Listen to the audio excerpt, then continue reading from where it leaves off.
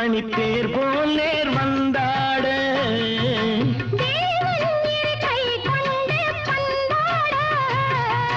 தோகை மணித்தேர் போல் நேர் வந்தாட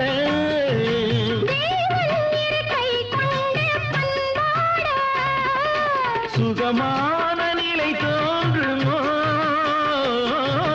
மறவாத நினைவாகுமோ சரி பாதி நாம் பரிமாறலாம் பொன்மன செம்மலை புண்படச் செய்தது யாரோ அது யாரோ மன்னவன் என் மனம் புண்படச் செய்தது கண்ணே உந்தன் கண்ணே